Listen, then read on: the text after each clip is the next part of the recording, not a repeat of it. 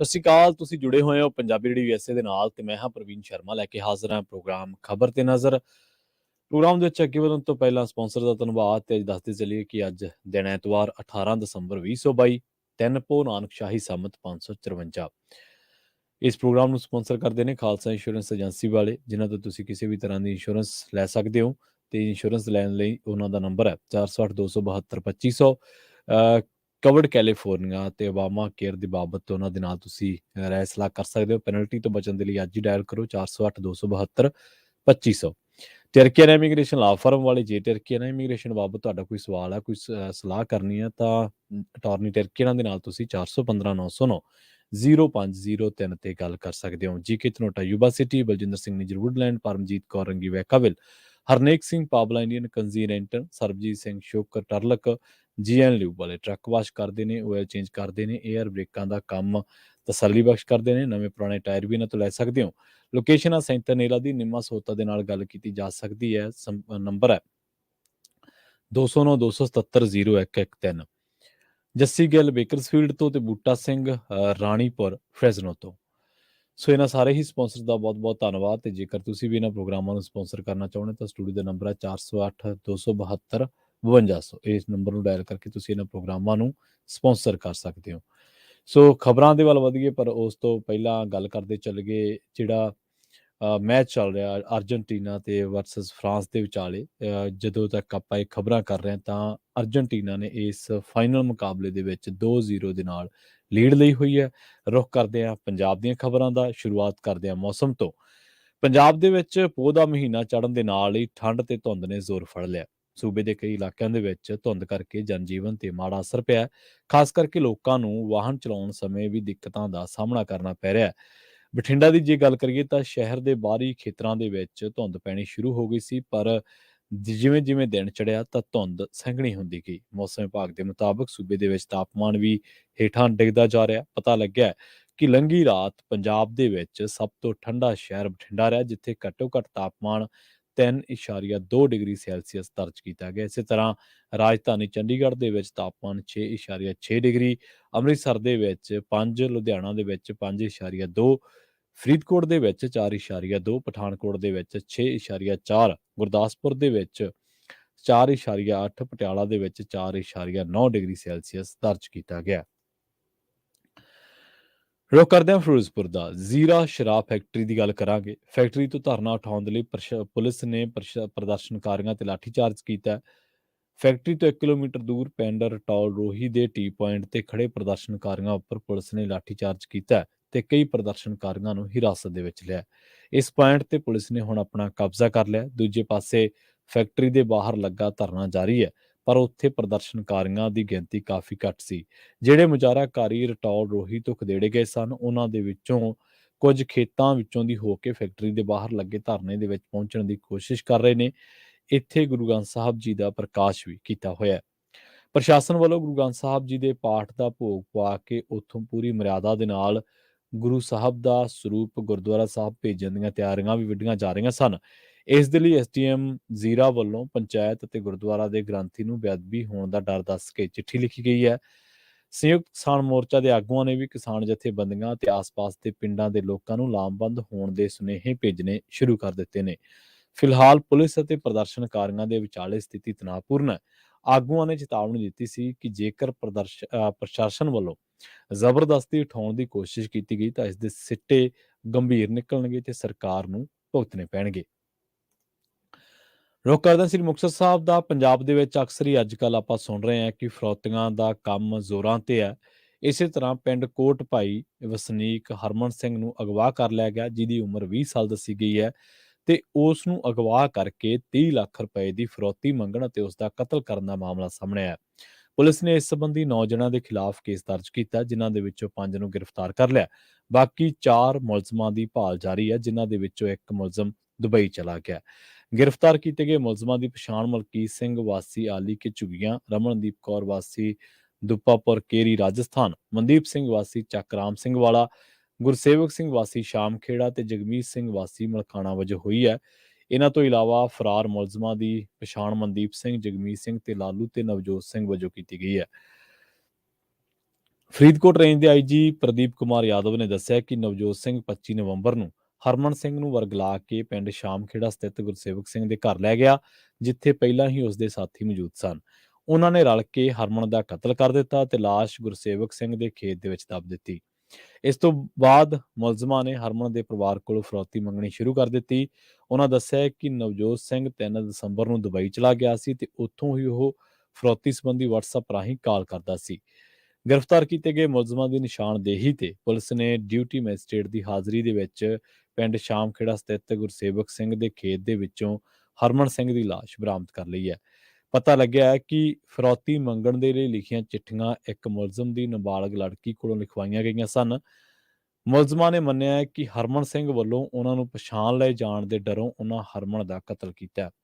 ਇਸੇ ਦੌਰਾਨ ਮਲਕੀਤ ਸਿੰਘ ਨੇ ਪੁੱਛ ਪੜਤਾਲ ਦੇ ਵਿੱਚ ਦੱਸਿਆ ਕਿ ਇਸ ਤੋਂ ਪਹਿਲਾਂ ਵੀ ਉਹਨਾਂ ਨਿਰਮਲ ਸਿੰਘ ਵਾਸੀ ਗੂੜੀ ਸੰਗਰ ਦਾ ਕਤਲ ਕੀਤਾ ਸੀ, ਜਿਸ ਸੰਬੰਧੀ 20 ਮਾਰਚ ਨੂੰ ਥਾਣਾ ਕੋਟ ਭਾਈ ਦੇ ਵਿੱਚ ਅਣਪਛਾਤੇ ਵਿਅਕਤੀਆਂ ਦੇ ਖਿਲਾਫ ਕੇਸ ਦਰਜ ਕੀਤਾ ਗਿਆ ਸੀ।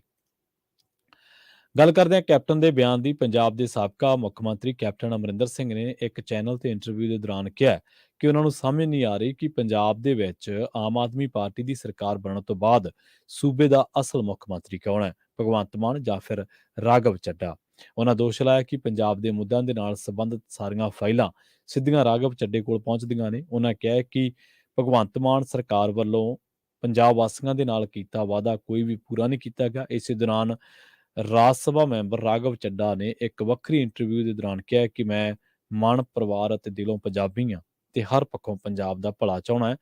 ਉਹਨਾਂ ਕਿਹਾ ਕਿ ਮੈਨੂੰ ਪਾਰਟੀ, ਭਗਵੰਤ ਮਾਨ ਅਤੇ ਕੇਜਰੀਵਾਲ ਨੇ ਜੋ ਜ਼ਿੰਮੇਵਾਰੀ ਦਿੱਤੀ ਹੈ ਮੈਂ ਉਸ ਨੂੰ ਨਿਭਾ ਰਿਹਾ। ਰਾਜ ਸਭਾ ਦੇ ਵਿੱਚ ਸੈਸ਼ਨ ਵੇਲੇ ਮੈਂ ਹਫ਼ਤੇ ਦੇ ਆਖਰੀ ਦਿਨ ਅਤੇ ਇਸ ਤੋਂ ਇਲਾਵਾ ਆਪਣਾ ਸਾਰਾ ਸਮਾਂ ਪੰਜਾਬ ਨੂੰ ਦਿੰਦਾ।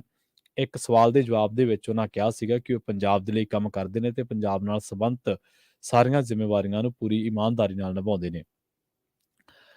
ਉਹਨਾਂ ਕਿਹਾ ਕਿ ਉਹ ਪੰਜਾਬ ਦੇ ਮੁੱਖ ਮੰਤਰੀ ਭਗਵੰਤ ਮਾਨ ਹੀ ਨੇ, ਪਰ ਉਹ ਪੰਜਾਬ ਦੇ ਸੁਪਰ ਡੂਪਰ ਮੁੱਖ ਮੰਤਰੀ ਦੇ ਸੁਪਰ ਡੂਪਰ ਛੋਟੇ ਭਰਾ ਨੇ। ਉਹਨਾਂ ਕਿਹਾ ਕਿ ਕੈਪਟਨ ਅਮਰਿੰਦਰ ਸਿੰਘ ਸਣੇ ਪੰਜਾਬ ਦੀਆਂ ਸਾਰੀਆਂ ਵਿਰੋਧੀ ਧਿਰਾਂ ਉਹਨਾਂ ਦੀ ਕਾਰਗੁਜ਼ਾਰੀ ਤੇ ਸਵਾਲ ਨਹੀਂ ਚੁੱਕ ਸਕਦੀਆਂ। ਇੱਥੇ ਤਾਂ ਹੁਣ ਰਾਘਵ ਚੱਡੇ ਦੀ ਚੱਲਦੀ ਹੈ, ਇਹ ਤਾਂ ਸਾਰਿਆਂ ਨੂੰ ਪਤਾ ਹੀ ਹੈ। ਪਰ ਜਦੋਂ ਕੈਪਟਨ ਸਾਹਿਬ ਤੁਹਾਡੀ ਸਰਕਾਰ ਸੀ, ਉਦੋਂ ਤਾਂ ਬੀਬੀ ਇੱਕ ਪਾਕਿਸਤਾਨ ਤੋਂ ਆ ਕੇ ਇੱਥੇ ਚਲਾਉਂਦੀ ਰਹੀ ਔਰ ਬੀਬੀ ਦੀ ਇੰਨੀ ਇੰਟਰਫੇਰੈਂਸ ਸੀਗੀ, ਇੰਨੀ ਜ਼ਿਆਦਾ ਇੰਟਰਫੇਰੈਂਸ ਸੀਗੀ ਮੁੱਖ ਮੰਤਰੀ ਦੇ ਦਫ਼ਤਰ ਦੇ ਵਿੱਚ ਕਿ ਵੱਡੇ ਵੱਡੇ ਪੁਲਿਸ ਅਧਿਕਾਰੀ ਵੀ ਬੀਬੀ ਦੇ ਕਹੇ ਤੋਂ ਲੱਗਦੇ ਸੀ ਤੇ ਬੀਬੀ ਦੇ ਕਹੇ ਤੋਂ ਹੀ ਬਦਲਦੇ ਸੀ। ਉਸ ਬੀਬੀ ਦਾ ਨਾਂ ਅਰੂਸਾ ਆਲਮ ਹੈ ਤੇ ਉਹ ਪਾਕਿਸਤਾਨੀ ਨਾਗਰਿਕ ਹੋਣ ਦੇ ਬਾਵਜੂਦ ਇੱਥੇ CMO ਦੇ ਵਿੱਚ ਰਹਿੰਦੀ ਸੀ। ਤੇ ਤੁਸੀਂ ਕਹਿੰਦੇ ਹੋ ਕਿ ਦੇਖੋ ਇਹਨਾਂ ਸਰਕਾਰਾਂ ਨੇ ਵੀ ਜੇਕਰ ਰਾਘਵ ਚੱਡਾ ਇੰਟਰਫੇਰੈਂਸ ਕਰ ਰਿਹਾ ਤੇ ਉਹ ਵੀ ਗਲਤ ਹੈ। ਗੱਲਾਂ ਸੁਣਦੇ ਆ ਪਰ ਪੰਜਾਬੀ ਦੇ ਵਿੱਚ ਕਹਾਵਤ ਹੈ ਕਿ ਛੱਜ ਤਾਂ ਬੋਲੇ ਤੇ ਛਾਨਣੀ ਵੀ ਬੋਲੇ। ਸੋ ਅੱਜ ਕੱਲ੍ਹ ਜੋ ਹੋ ਰਿਹਾ ਉਹ ਸਾਰਿਆਂ ਨੂੰ ਦਿਖ ਰਿਹਾ। ਰਾਘਵ ਚੱਡਾ ਇਸ ਟਾਈਮ ਸਰਕਾਰ ਦੇ ਵਿੱਚ ਸੁਪਰ ਡੂਪਰ ਅਹੁਦੇ ਤੇ ਹੈ ਔਰ ਉਹਦੀ ਗੱਲ ਚੱਲਦੀ ਹੈ। ਚੰਡੀਗੜ੍ਹ ਦੇ ਵਿੱਚ 2 ਕੋਠੀਆਂ ਦੀ ਚਰਚਾ ਅਕਸਰ ਸੁਣਦੇ ਰਹਿੰਦੇ ਆ, ਪਰ ਇਹਦਾ ਮਤਲਬ ਇਹ ਨਹੀਂ ਹੈ ਕਿ ਤੁਸੀਂ ਵੀ ਪਾਕ ਸਾਫ਼ ਹੋ। ਖੈਰ, ਆਪਾਂ ਅਗਲੀ ਖਬਰ ਦੇ ਵੱਲ ਵਧੀਏ ਤੇ ਗੱਲ ਰੁਖ ਕਰੀਏ ਕੈਨੇਡਾ ਦੀ। ਕੈਨੇਡਾ ਦੇ ਬ੍ਰਿਟਿਸ਼ ਕੋਲੰਬੀਆ ਸੂਬੇ ਦੇ ਐਬਸਟਫੋਰਡ ਦੇ ਵਿੱਚ ਇੱਕ ਬਜ਼ੁਰਗ ਜੋੜੇ ਦੇ ਕਤਲ ਦੇ ਦੋਸ਼ ਹੇਠ 3 ਪੰਜਾਬੀ ਨੌਜਵਾਨਾਂ ਨੂੰ ਗ੍ਰਿਫਤਾਰ ਕੀਤਾ ਗਿਆ। ਜੋੜੇ ਦੀ ਹੱਤਿਆ 8 ਮਈ ਨੂੰ ਹੋਈ ਸੀ। ਨੌਜਵਾਨਾਂ ਤੇ ਅਰਨੋਲਡ ਅਤੇ ਜੋਐਨ ਡੀ ਜੌਂਗ ਦੀ ਹੱਤਿਆ ਦਾ ਦੋਸ਼ ਹੈ। ਜਾਂਚ ਟੀਮ ਨੇ ਦੱਸਿਆ ਕਿ 9 ਮਈ ਸਵੇਰੇ ਕਰੀਬ 10:30 ਵਜੇ ਪੁਲਿਸ ਨੂੰ ਇਸ ਘਟਨਾ ਬਾਰੇ ਸੂਚਨਾ ਮਿਲੀ ਸੀ। ਜਦ ਉਹ ਆਰਕੇਡੀਅਨ ਵੇ ਸਥਿਤ ਜੋੜੇ ਦੀ ਰਿਹਾਇਸ਼ ਉੱਤੇ ਪੁੱਜੇ, ਉਦੋਂ ਤੱਕ ਉਹਨਾਂ ਦੀ ਮੌਤ ਹੋ ਚੁੱਕੀ ਸੀ। ਪੁਲਿਸ ਨੂੰ ਸ਼ੱਕ ਪੈਣ ਤੇ ਉਹਨਾਂ ਮਾਮਲੇ ਦੀ ਜਾਂਚ ਸ਼ੁਰੂ ਕੀਤੀ ਸੀ। ਪੁਲਿਸ ਦੇ ਮੁਤਾਬਕ ਮ੍ਰਿਤਕ ਅਰਨੋਲਡ ਦੀ ਉਮਰ 77 ਸਾਲ ਤੇ ਪਤਨੀ ਜੋਐਨ ਦੀ ਉਮਰ 76 ਸਾਲ ਸੀ। ਫੜੇ ਗਏ ਨੌਜਵਾਨਾਂ ਦੀ ਸ਼ਨਾਖਤ 20 ਸਾਲਾ ਗੁਰਕਰਨ ਸਿੰਘ, 22 ਸਾਲਾ ਅਭਿਜੀਤ ਸਿੰਘ ਤੇ 22 ਸਾਲਾ ਖੁਸ਼ਵੀਰ ਤੂਰ ਵਜੋਂ ਹੋਈ ਹੈ ਤੇ ਇਹਨਾਂ ਨੇ 16 ਦਸੰਬਰ ਨੂੰ 3 ਨੌਜਵਾਨਾਂ ਨੂੰ, ਪੰਜਾਬੀ ਨੌਜਵਾਨਾਂ ਨੂੰ ਗ੍ਰਿਫਤਾਰ ਕੀਤਾ ਤੇ ਇਹਨਾਂ ਤੇ ਹੁਣ ਅਰਨੋਲਡ ਤੇ ਜੋਐਨ ਡੀ ਜੌਂਗ ਦੀ ਹੱਤਿਆ ਦਾ ਦੋਸ਼ ਹੈ। ਪੁਲਿਸ ਨੇ ਜਾਣਕਾਰੀ ਦਿੰਦਿਆਂ ਦੱਸਿਆ ਕਿ ਉਹ ਬਜ਼ੁਰਗ ਜੋੜੇ ਲਈ ਇਨਸਾਫ ਯਕੀਨੀ ਬਣਾਉਣ ਦੇ ਕਰੀਬ ਪਹੁੰਚ ਗਏ ਨੇ। ਇਹਨਾਂ ਕਤਲਾਂ ਨੇ ਭਾਈਚਾਰੇ ਨੂੰ ਹਿਲਾ ਕੇ ਰੱਖ ਦਿੱਤਾ ਸੀ। ਮੋਗਾ ਪੁਲਿਸ ਨੇ ਕੈਨੇਡਾ ਰਹਿੰਦੇ KTF ਦੇ ਸਰਗਨੇ ਅਰਸ਼ਦੀਪ ਸਿੰਘ ਉਰਫ ਅਰਸ਼ ਪਿੰਡ ਡਾਲਾ ਦੇ ਕਰੀਬੀ ਨੌਜਵਾਨਾਂ ਨੂੰ ਇੱਕ ਕਾਰੋਬਾਰੀ ਦੇ ਘਰ ਤੇ ਗੋਲੀਬਾਰੀ ਕਰਨ ਦੇ ਦੋਸ਼ ਹੇਠ ਗ੍ਰਿਫਤਾਰ ਕੀਤਾ। ਮੁਲਜ਼ਮਾਂ ਨੇ ਪੁਲਿਸ ਕੋਲ ਮੰਨਿਆ ਕਿ ਇਸ ਵਾਰਦਾਤ ਬਦਲੇ ਉਹਨਾਂ ਨੂੰ ਕੈਨੇਡਾ ਤੋਂ Google Pay ਰਾਹੀਂ ਅਦਾਇਗੀ ਹੋਈ ਹੈ। ਪ੍ਰੈਸ ਕਾਨਫਰੰਸ ਦੇ ਵਿੱਚ ਐਸਪੀ ਮਨਮੀਤ ਸਿੰਘ ਨੇ ਦੱਸਿਆ ਕਿ ਮੁਲਜ਼ਮਾਂ ਨੇ ਬੀਤੀ 3 ਦਸੰਬਰ ਨੂੰ ਮੋਗਾ ਦੇ ਪ੍ਰਾਪਰਟੀ ਡੀਲਰ ਦੇ ਘਰ ਤੇ ਫਰੌਤੀ ਨਾ ਦੇਣ ਤੇ ਗੋਲੀਬਾਰੀ ਕੀਤੀ ਸੀ। ਇਸ ਮਾਮਲੇ ਦੇ ਵਿੱਚ ਪੁਲਿਸ ਨੇ 2 ਨੌਜਵਾਨ ਸੰਦੀਪ ਸਿੰਘ ਉਰਫ ਸੀਪਾ, ਹਰਜੀਤ ਸਿੰਘ ਉਰਫ ਗੱਬਰ, ਦੋਵੇਂ ਪਿੰਡ ਦੁਸਾਂਝ ਦੇ ਰਹਿਣ ਵਾਲੇ ਨੇ, ਇਹਨਾਂ ਨੂੰ ਕਾਬੂ ਕੀਤਾ ਹੈ। ਪੁਲਿਸ ਨੇ ਦਾਅਵਾ ਕੀਤਾ ਹੈ ਕਿ ਦੋਵੇਂ ਮੁਲਜ਼ਮ ਅਰਸ਼ਦੀਪ ਸਿੰਘ ਦੇ ਸੰਪਰਕ ਦੇ ਵਿੱਚ ਨੇ, ਜਿਸ ਨੇ ਮੁਲਜ਼ਮਾਂ ਨੂੰ ਗੂਗਲ ਪੇ ਦੇ ਰਾਹੀਂ 29,000 ਰੁਪਏ ਦੀ ਅਦਾਇਗੀ ਕੀਤੀ ਹੈ। ਗੱਲ ਕਰੀਏ ਸ਼ਰਾਬ ਦੀ, ਖਾਸ ਕਰਕੇ ਜ਼ਹਿਰੀਲੀ ਸ਼ਰਾਬ ਦੀ। ਭਾਰਤ ਦੇ ਵਿੱਚ ਪਿਛਲੇ 6 ਸਾਲਾਂ ਦੇ ਵਿੱਚ ਜ਼ਹਿਰੀਲੀ ਸ਼ਰਾਬ ਕਰਕੇ ਤਕਰੀਬਨ 8,000 ਲੋਕਾਂ ਦੀ ਮੌਤ ਹੋ ਚੁੱਕੀ ਹੈ ਤੇ ਸਭ ਤੋਂ ਵੱਧ ਮੌਤਾਂ ਮੱਧ ਪ੍ਰਦੇਸ਼, ਕਰਨਾਟਕ ਅਤੇ ਪੰਜਾਬ ਦੇ ਵਿੱਚ ਦਰਜ ਕੀਤੀਆਂ ਗਈਆਂ ਨੇ। ਇਹ ਜਾਣਕਾਰੀ ਨੈਸ਼ਨਲ ਕ੍ਰਾਈਮ ਰਿਕਾਰਡ ਬਿਊਰੋ ਦੇ ਆંકੜਿਆਂ ਤੋਂ ਮਿਲੀ ਹੈ। ਸਾਲ 2021 ਦੇ ਵਿੱਚ ਦੇਸ਼ ਭਰ ਦੇ ਵਿੱਚ ਜ਼ਹਿਰੀਲੀ ਸ਼ਰਾਬ ਦੇ ਨਾਲ ਸੰਬੰਧਿਤ 708 ਘਟਨਾਵਾਂ ਦੇ ਵਿੱਚ 782 ਵਿਅਕਤੀਆਂ ਦੀ ਮੌਤ ਹੋਈ। ਇਸੇ ਸਮੇਂ ਦੇ ਦੌਰਾਨ ਉੱਤਰ ਪ੍ਰਦੇਸ਼ ਦੇ ਵਿੱਚ ਸਭ ਤੋਂ ਵੱਧ 137, ਪੰਜਾਬ ਦੇ ਵਿੱਚ 127 ਅਤੇ ਮੱਧ ਪ੍ਰਦੇਸ਼ ਦੇ ਵਿੱਚ 108 ਮੌਤਾਂ ਹੋਈਆਂ। ਪਤਾ ਲੱਗਿਆ ਕਿ 2016 ਤੋਂ 2021 ਦੇ ਦਰਮਿਆਨ ਸਭ ਤੋਂ ਵੱਧ ਮੌਤਾਂ 1322 ਮੌਤਾਂ ਮੱਧ ਪ੍ਰਦੇਸ਼ ਦੇ ਵਿੱਚ ਹੋਈਆਂ। ਇਸ ਤੋਂ ਬਾਅਦ ਕਰਨਾਟਕ ਦੇ ਵਿੱਚ 1013 ਤੇ ਪੰਜਾਬ ਦੇ ਵਿੱਚ 825 ਮੌਤਾਂ ਜ਼ਹਿਰੀਲੀ ਸ਼ਰਾਬ ਕਰਕੇ ਹੋਈਆਂ। ਇਹਦੇ ਵਿੱਚ ਉਹ ਵੀ ਮੌਤਾਂ ਤੁਹਾਨੂੰ ਦਰਜ ਕਰਨੀਆਂ ਪੈਣਗੀਆਂ ਜਿਨ੍ਹਾਂ ਦੇ ਆંકੜੇ ਨਹੀਂ ਪਹੁੰਚਦੇ। ਕਈ ਵਾਰੀ ਪਿੰਡ ਦੇ ਵਿੱਚ ਜਾਂ ਆਮ ਹੀ ਸ਼ਹਿਰਾਂ ਦੇ ਵਿੱਚ ਜ਼ਹਿਰੀਲੀ ਸ਼ਰਾਬ ਕਰਕੇ ਹੋਈ ਮੌਤ ਨੂੰ ਆਈਗੀ ਕਰ ਲਿਆ ਜਾਂਦਾ ਤੇ ਉਹਨੂੰ ਕਿਸੇ ਹੋਰ ਹਾਦਸੇ ਦਾ ਰੂਪ ਦੇ ਦਿੱਤਾ ਜਾਂਦਾ ਜਾਂ ਕਾਰਨ ਦੱਸਿਆ ਜਾਂਦਾ। ਸੋ ਉਹ ਵੀ ਤੁਸੀਂ ਇਹਨਾਂ ਦੇ ਵਿੱਚ ਐਡ ਕਰ ਸਕਦੇ ਹੋ। ਪਰ ਤੁਸੀਂ ਦੇਖਿਆ ਹੀ ਹੈ ਕਿ ਦੇਸ਼ ਭਰ ਦੇ ਵਿੱਚ 2021 ਦੇ ਵਿੱਚ 708 ਘਟਨਾਵਾਂ ਦੇ ਵਿੱਚ 782 ਵਿਅਕਤੀਆਂ ਦੀ ਮੌਤ ਹੋਈ ਜ਼ਹਿਰੀਲੀ ਸ਼ਰਾਬ ਦੇ ਨਾਲ ਸੰਬੰਧਿਤ। ਜ਼ਹਿਰੀਲੀ ਸ਼ਰਾਬ ਪੀਣ ਦੇ ਨਾਲ ਵੀ ਬਹੁਤ ਸਾਰੇ ਲੋਕਾਂ ਦੀ ਮੌਤ ਹੋਈ। ਪੰਜਾਬ ਦੇ ਵਿੱਚ ਮਾਝੇ ਏਰੀਏ ਦੇ ਵਿੱਚ, ਮਾਝੇ ਇਲਾਕੇ ਦੇ ਵਿੱਚ, ਤਰਨਤਾਰਨ ਦੇ ਵਿੱਚ, ਜੇ ਮੈਂ ਗਲਤ ਨਾ ਹੋਵਾਂ ਤਾਂ ਤਰਨਤਾਰਨ ਦੇ ਵਿੱਚ ਜਦੋਂ ਕੈਪਟਨ ਦੀ ਸਰਕਾਰ ਸੀਗੀ ਤੇ ਉਦੋਂ 150 ਤੋਂ ਵੱਧ ਬੰਦਾ ਜ਼ਹਿਰੀਲੀ ਸ਼ਰਾਬ ਦੇ ਨਾਲ ਮਾਰਿਆ ਗਿਆ ਸੀ। ਗੱਲ ਕਰਦੇ ਜਾਂਦੇ ਕੁਝ ਹੋਰ ਅਹਿਮ ਖਬਰਾਂ ਦੇ ਬਾਰੇ। ਝਾਰਖੰਡ ਦੇ ਵਿੱਚ 22 ਸਾਲਾ ਕਬਾਇਲੀ ਔਰਤ ਦੀ ਲਾਸ਼ ਪੁਲਿਸ ਨੂੰ 12 ਟੁਕੜਿਆਂ ਦੇ ਵਿੱਚ ਮਿਲੀ ਹੈ ਤੇ ਪੁਲਿਸ ਨੇ ਪੀੜਤਾ ਦੇ ਪਤੀ ਨੂੰ ਇਸ ਮਾਮਲੇ ਦੇ ਵਿੱਚ ਮਸ਼ਕੂਕ ਵਜੋਂ ਹਿਰਾਸਤ ਦੇ ਵਿੱਚ ਲਿਆ। ਮੁਲਜ਼ਮ ਦੀ ਪਛਾਣ ਦਿਲਦਾਰ ਅੰਸਾਰੀ ਵਜੋਂ ਹੋਈ ਹੈ। ਪੁਲਿਸ ਦੇ ਮੁਤਾਬਕ ਲਾਸ਼ ਦੇ ਕੁਝ ਹਿੱਸੇ ਹਾਲਤ ਦੇ ਵਿੱਚ ਨਹੀਂ ਮਿਲੇ। ਲਾਸ਼ ਦੇ ਲਾਪਤਾ ਅੰਗਾਂ ਦੀ ਭਾਲ ਕੀਤੀ ਜਾ ਰਹੀ ਹੈ। ਉਧਰ ਜੈਪੁਰ ਦੇ ਵਿੱਚ ਵੀ ਇਸੇ ਇੱਕ ਕਤਲਕਾਂਡ ਵਾਪਰਿਆ। ਅਨੁਜ ਸ਼ਰਮਾ ਨੇ ਸ਼ਰਧਾ ਕਤਲਕਾਂਡ ਦੇ ਵਾਂਗ ਆਪਣੀ ਬਜ਼ੁਰਗ ਤਾਈ ਦੇ 10 ਟੁਕੜੇ ਕਰ ਦਿੱਤੇ। ਪਤਾ ਲੱਗਾ ਕਿ ਮ੍ਰਿਤਕ ਸਰੋਜ ਸ਼ਰਮਾ ਦੀ ਲਾਸ਼ ਦੇ 8 ਟੁਕੜੇ ਬਰਾਮਦ ਕਰ ਲਏ ਗਏ ਨੇ ਅਤੇ ਮੁਲਜ਼ਮ ਨੂੰ 20 ਦਸੰਬਰ ਤੱਕ ਪੁਲਿਸ ਰਿਮਾਂਡ ਤੇ ਭੇਜ ਦਿੱਤਾ ਗਿਆ। ਅਨੁਜ ਸ਼ਰਮਾ ਨੇ 11 ਦਸੰਬਰ ਨੂੰ ਵਿਦਿਆ ਨਗਰ ਥਾਣੇ ਦੇ ਵਿੱਚ ਆਪਣੀ ਚਾਚੀ ਦੀ ਗੁੰਮਸ਼ੁਦਗੀ ਦੀ ਰਿਪੋਰਟ ਦਰਜ ਕਰਵਾਈ ਸੀ। ਬਾਅਦ ਦੇ ਵਿੱਚ ਪੁੱਛ ਪੜਤਾਲ ਦੇ ਦੌਰਾਨ ਘਰ ਦੇ ਵਿੱਚ ਕੁਝ ਖੂਨ ਦੇ ਧੱਬੇ ਮਿਲੇ ਤੇ ਮੁਲਜ਼ਮ ਨੇ ਦੱਸਿਆ ਕਿ ਇਹ ਠੰਡ ਦੇ ਕਰਕੇ ਉਸਦੇ ਨੱਕ ਦੇ ਵਿੱਚੋਂ ਵਗਿਆ।